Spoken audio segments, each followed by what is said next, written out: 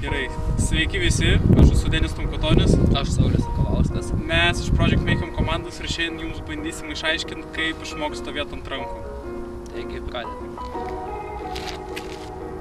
Mes nusprendėm su Saulium padalinti šį tutorialą į 3 atskiras dalis. Tai pirma dalis handstandų yra kojų ir rankų padėtis ant žemės. Antra padėtis būtų nepadėtis, tai yra stadija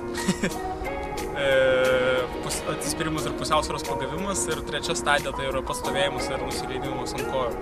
Ir dar prieš pradedant mokytis handstandą iš karto noriu parodyti, kaip gelbėtis, jeigu tave pradeda versti per nugarą. Yra labai paprasta, kai ant kojų, tai tiesiog nusileidė ant kojų.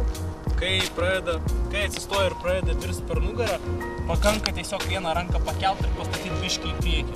Pavyzdžiui, aš atsistoju, mane pradeda virsti, aš pastatau ir nusileidžiu atgal ant kojų. Viskas paprasta.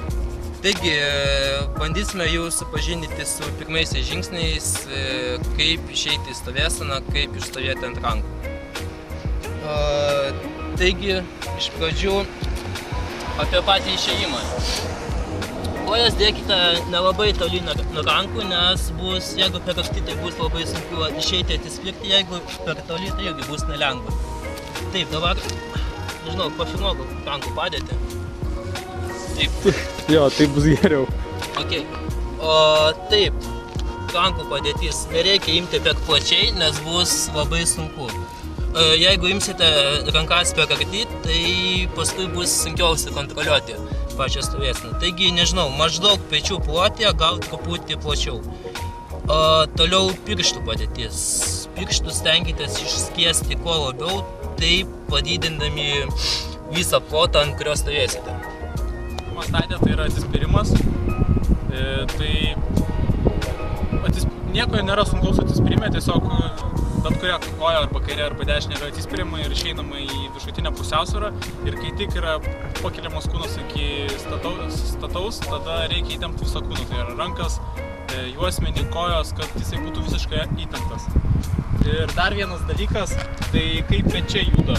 Labai daug dažnai problemų matau, kai mokinasi, per daug juda pečiai atsispiriant. Kaip nereikia daryti. Žiūrėkite mano pečių judesį. Jie bando iš čionais atsispirti handstandą.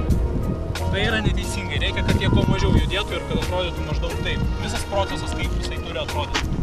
Pastatot rankas ir tada atsispiriat. Pečiai beveik nejuda.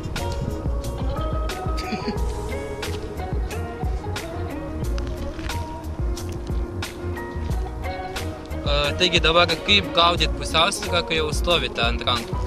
Visų pirma, jeigu jaučiate, kad jau kūnas pradeda svirti per nugarą, tada reikėtų į žemę kuo stipriau atsiremti pirštais. Taigi, kai jaučiate, kad jau krentate, tiesiog atsiremiate pirštais ir bandote, kad vėl atgal, kad pagauti tą pusiausvyrą. Iš pradžių, aišku, bus sunku, skaudės riešai, bet paskui turėtų priprasti kūnas. Taigi, jeigu jaučiate, kad verkšitės atgal, tai jums tiesiog reikėtų sulenkti truputį rankas per alkūnes ir kojas truputį meselti į priekį. Taip vėl kūnas turėtų pagauti tą pusiausvyrą, bent jau.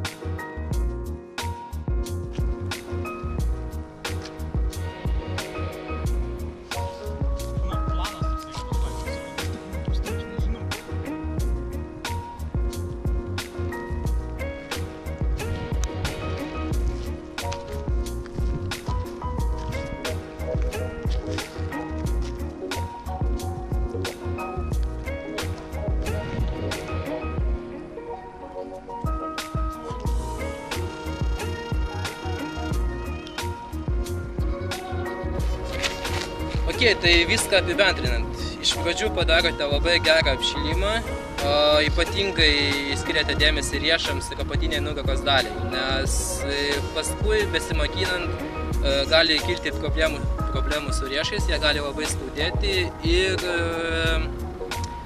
gali skaudėti dilbiai. Taip sakantis dalykas, tai rankų padėtis. Truputį plačiau negu pečių plotyje ir pirštus išskėčiate.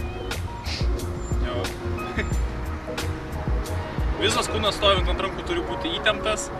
Reikia iškart mokinti stovėti su ištiestom kojom, kad jos nebūtų surinktos prie kelius. Iš tiesų, pats pratimas yra gan lengvas, jeigu tiesiog stovėt ant rankų. Ir išmokti gali bet kas, jeigu biškį pasitreniruoti. Taigi, jeigu jaučiate, kad dirbsite per nugarą, tai stenkitės kuo labiau įtempti pirštus ir atsispirti nuo žemės. Jeigu jaučiate, kad krentate ant pilvo, tai sulenkite rankas per alkūnes ir kojas truputį mestelite per nugaros pusę. Tai bandote statyti pusiausvyrą.